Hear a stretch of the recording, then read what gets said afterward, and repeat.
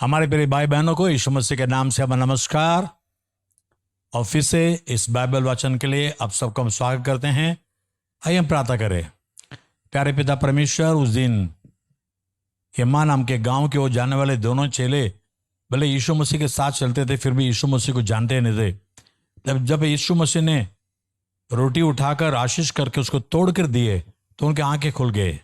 वैसे तेरे वचन नामक रोटी को तो तोड़कर हमें समझा कर दे ताकि हमारे आंखें खुल जाए, हम प्रभु यीशु मसीह को पहचान ले, प्रभु यीशु मसीह को देख ले। वैसे आशीष आज मिलने दे। यीशु मसीह के मधुर नाम से हम मांगते हैं, आमीन। आज गिनती 5वां अध्याय में जाएंगे।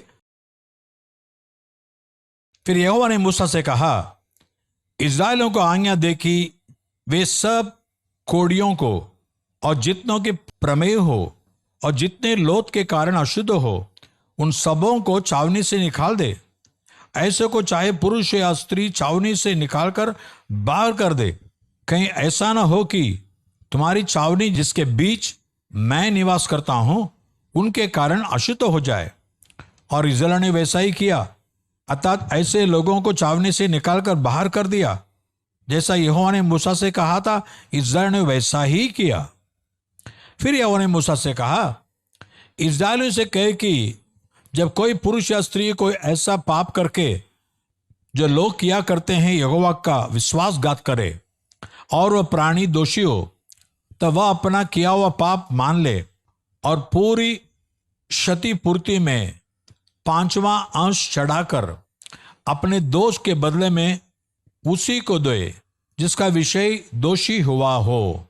परंतु यदि उस मनुष्य का कोई कुटुंबी न हो जिसे दोष का बदला भर दिया जाए, तो उस दोष का जो बदला यहोवा को भर दिया जाए वह याजक का हो और वह प्रायश्चित वाले मेढ़े से अधिक हो जिससे उसके लिए प्रायश्चित किया जाए।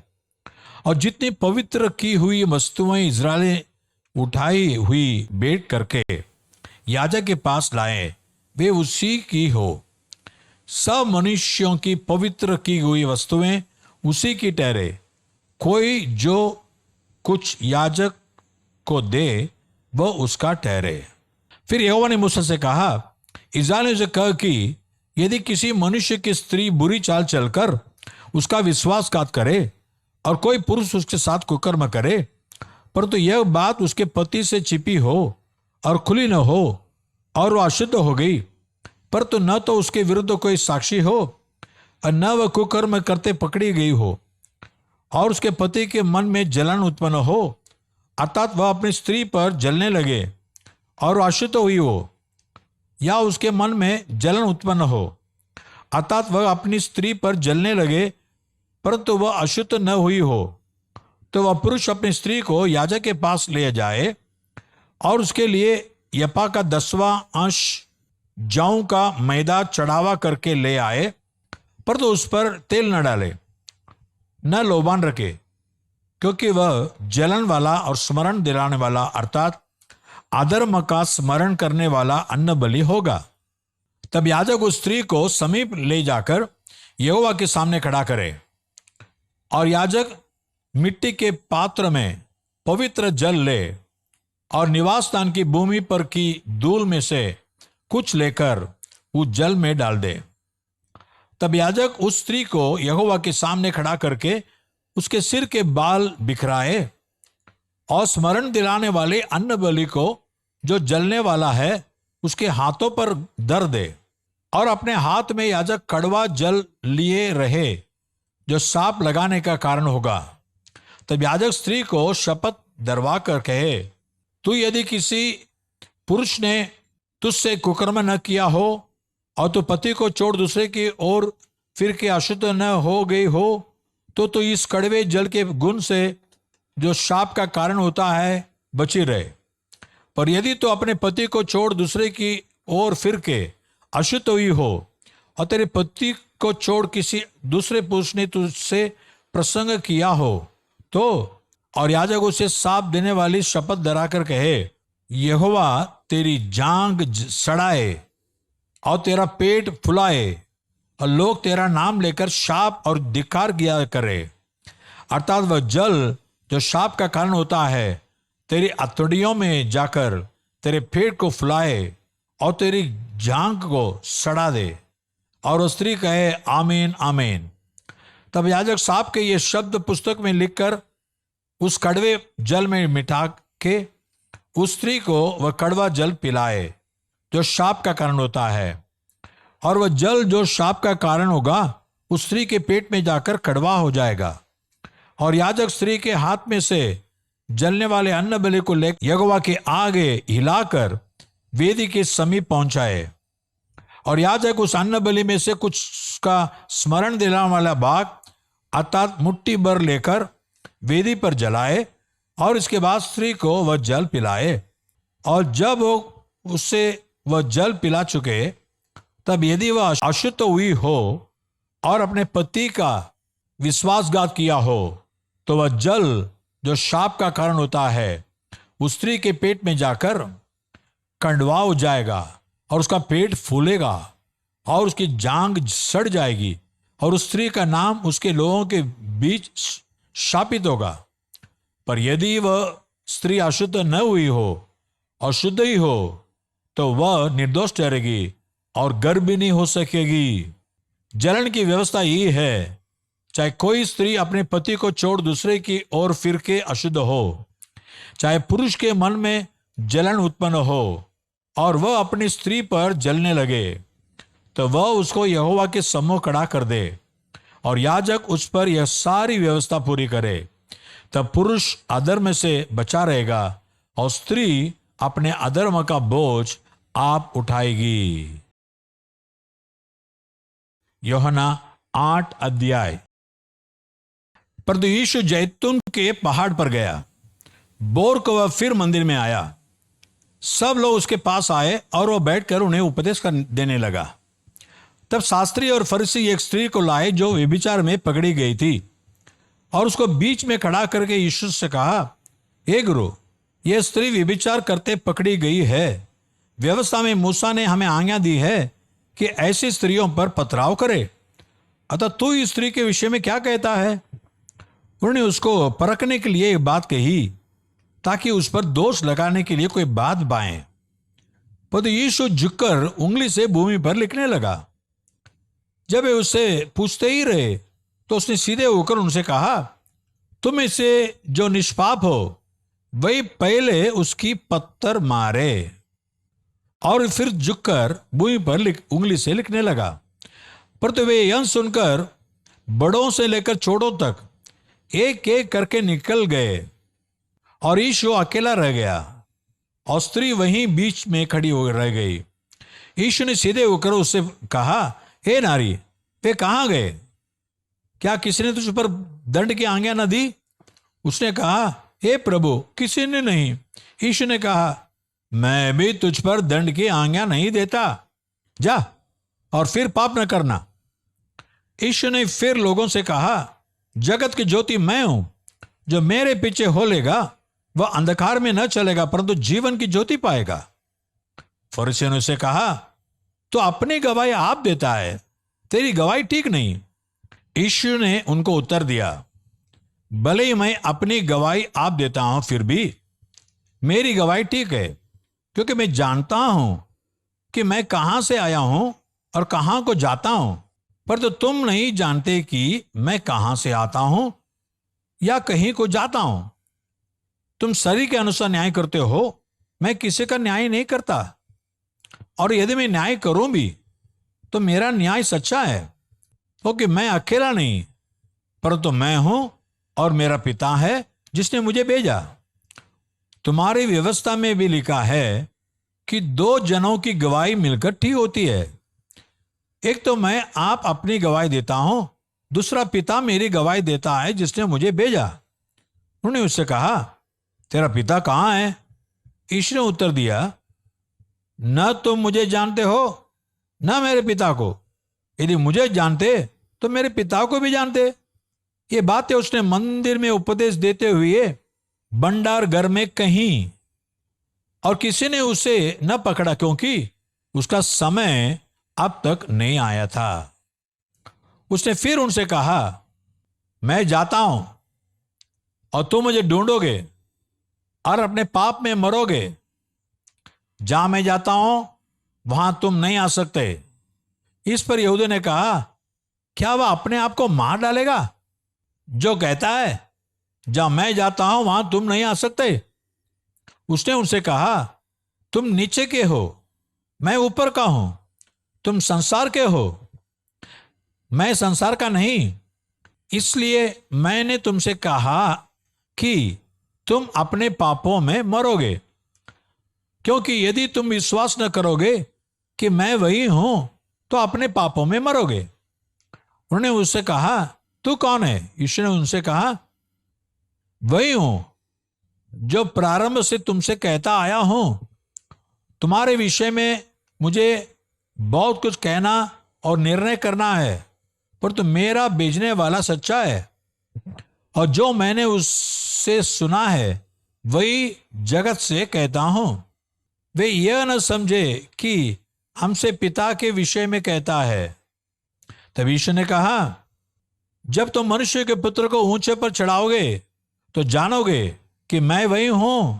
मैं अपने आप से कुछ नहीं करता, परंतु जैसे मेरे पिता ने मुझे सिखाया वैसे ही ये बातें कहता हूं। मेरा भेजने वाला मेरे साथ है, उसने मुझे अकेला नहीं छोड़ा, क्योंकि मैं सर्वदा वही काम करता हूं जिससे वह प्रसन्न होता है। वह ये बातें कह ही रहा था कि बहुतों ने उस पर विश्वास किया। तब यीशु ने उन यहूदियों से जिन्होंने उस पर विश्वास किया था कहा, यदि तुम मेरे वचन में बने रहोगे तो सचमुच मेरे चेले ठहरोगे। तुम सत्य को जानोगे और सत्य तुम्हें स्वतंत्र करेगा। उन्होंने उसको उत्तर दिया, हम तो अब्राहम के वंश से हैं और कभी किसी के दास नहीं हुए। फिर तो कैसे कहता है कि तुम स्वतंत्र हो जाओगे?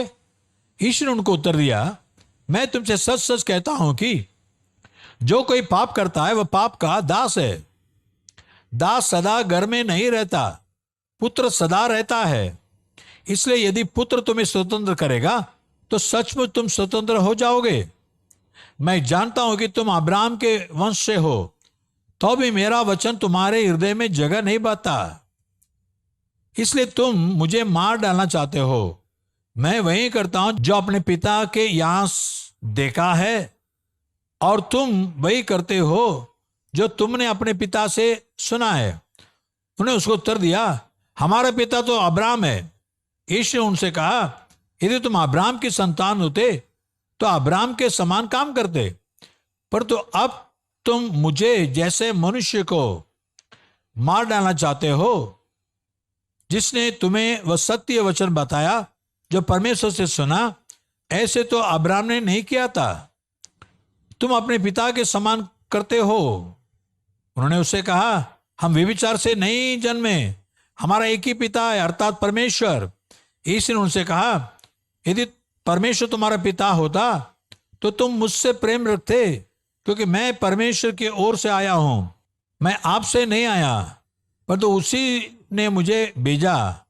तुम मेरी बात क्यों नहीं समझते? इसलिए कि तुम मेरा वचन सुन नहीं सकते। तुम अपने पिता शैतान से हो और अपने पिता की लालसाओं को पूरा करना चाहते हो। वह तो आरंभ से हत्यारा है और सत्य पर स्थिर न रहा, क्योंकि सत्य उसमें है ही नहीं। जब वो झूठ बोलता तो अपने स्वभाव ही से बोलता है, क्योंकि वह झूठा है वरन झूठ का पिता है। पर तो मैं जो सच बोलता हूं, इसलिए तुम मेरा विश्वास नहीं करते। तुम में से कौन मुझे पापी ठहराता है? यदि मैं सच बोलता हूं तो तुम मेरा विश्वास क्यों नहीं करते? जो परमेश्वर से होता है वो परमेश्वर की बातें सुनता है, और तुम इसलिए नहीं सुनते कि परमेश्वर की ओर से नहीं हो। यह सुन यहूदियों ने उससे कहा, क्या हम ठीक नहीं कहते कि तू सामरी है और तुझ में दुष्टात्मा है? यीशु ने उत्तर दिया, मुझ में दुष्टात्मा नहीं, परंतु मैं अपने पिता का आदर करता हूं और तुम मेरा निरादर करते हो। परंतु मैं अपनी प्रतिष्ठा नहीं चाहता, हाँ, एक है जो चाहता है और न्याय करता है।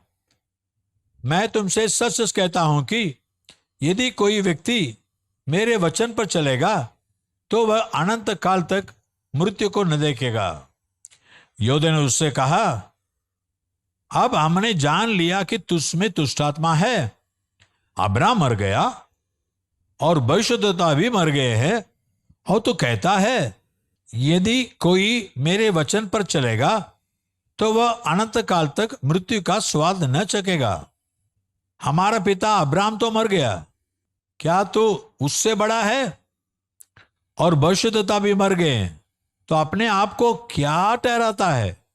यीशु ने उत्तर दिया, यदि मैं आप अपनी महिमा करूं तो मेरी महिमा कुछ नहीं, पर तो मेरी महिमा करने वाला मेरा पिता है, जिसे तुम कहते हो कि वह तुम्हारा परमेश्वर है। तुमने तो उसे नहीं जाना, पर तो मैं उसे जानता हूं। यदि मैं कहूं कि मैं उसे नहीं जानता तो मैं तुम्हारी तरह झूठा ठहरूंगा, पर तो मैं उसे जानता और उसके वचन पर चलता हूं। तुम्हारे पिता अब्राहम मेरा दिन देखने की आशा से बहुत मगन था, और उसने देखा और आनंद किया। यहूदी ने उससे कहा, अब तो 50 वर्ष का नहीं, फिर भी तूने अब्राहम को देखा है? यीशु ने उनसे कहा, मैं तुमसे सच सच कहता हूं कि पहले इसके कि अब्राहम उत्पन्न हुआ मैं हूं। तब उन्होंने उसे मारने के लिए पत्थर उठाए, पर तो यीशु छिपकर मंदिर से निकल गया। आमीन। पहला तस्सलियों 5 अध्याय। पर हे भाइयों, इसका प्रयोजन नहीं कि समयों और कालों के विषय में तुम्हारे पास कुछ लिखा जाए, क्योंकि तुम आप ठीक जानते हो कि जैसा रात को चोर आता है वैसा ही प्रभु का दिन आने वाला है। जब लोग कहते होंगे कुशल है और कुछ भय नहीं, तो उन पर एकाएक विनाश आ पड़ेगा। जिस प्रकार गर्भवती पर पीड़ा और किसी रीति से न बचेंगे। पर हे भाइयों, तुम तो अंधकार में नहीं हो कि वह दिन तुम पर चोर के समान आ पड़े, क्योंकि तुम सब ज्योति के संतान और दिन की संतान हो। हम न रात के हैं न अंधकार के हैं, इसलिए हम दूसरों के समान सोते न रहें, पर जागते और सावधान रहें। क्योंकि जो सोते हैं वे राती को सोते हैं, और जो मतवाले होते हैं वे राती को मतवाले होते हैं। पर हम जो दिन के हैं विश्वास और प्रेम की झिलम पहनकर और उद्धार की आशा का टोप पहनकर सावधान रहें। क्योंकि परमेश्वर ने हमें क्रोध के लिए नहीं, पर तो इसलिए ठहराया है कि हम अपने प्रभु यीशु मसीह के द्वारा उद्धार प्राप्त करें। वह हमारे लिए इस कारण मरा कि हम चाहे जागते हो चाहे सोते हो, सब मिलकर उसी के साथ जिएं। इस कारण एक दूसरे को शांति दो और एक दूसरे की उन्नति का कारण बनो, जैसा कि तुम करते भी हो। हे भाइयों, हम तुमसे विनती करते हैं कि जो तुम्हें परिश्रम करते हैं और प्रभु में तुम्हारे अगुवे हैं और तुम्हें शिक्षा देते हैं, उनका सम्मान करो और उनके काम के कारण प्रेम के साथ उनको बहुत ही आदर के योग्य समझो। आपस में मेल मिलाप से रहो। हे भाइयों, हम तुम्हें समझाते हैं कि जो ठीक चाल नहीं चलते उनको समझाओ, कायरों को ढाढ़स दो, निर्बलों को संभालो, सबकी ओर सहनशीलता दिखाओ। सावधान, कोई किसी से बुराई के बदले बुराई न करे, पर सदा भलाई करने पर तत्पर रहो। आपस में और सबसे भी भलाई ही की चेष्टा करो। सदा आनंदित रहो, निरंतर प्रार्थना में लगे रहो, हर बात में धन्यवाद करो, क्योंकि तुम्हारे लिए मसीह यीशु में परमेश्वर की यही इच्छा है। आत्मा को न बुझाओ, भविष्यवाणी को तुच्छ न जानो, सब बातों को परखो, जो अच्छी है उसे पकड़ रहो, सब प्रकार की बुराई से बचे रहो।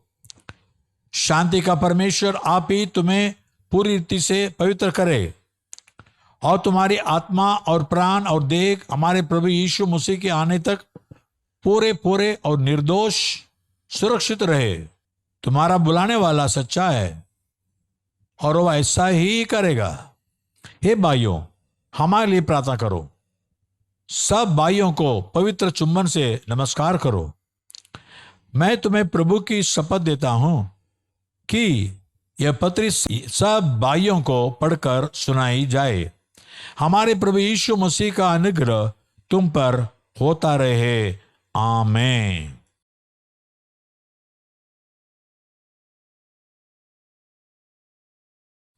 चलो आइए हम प्रार्थना करेंगे।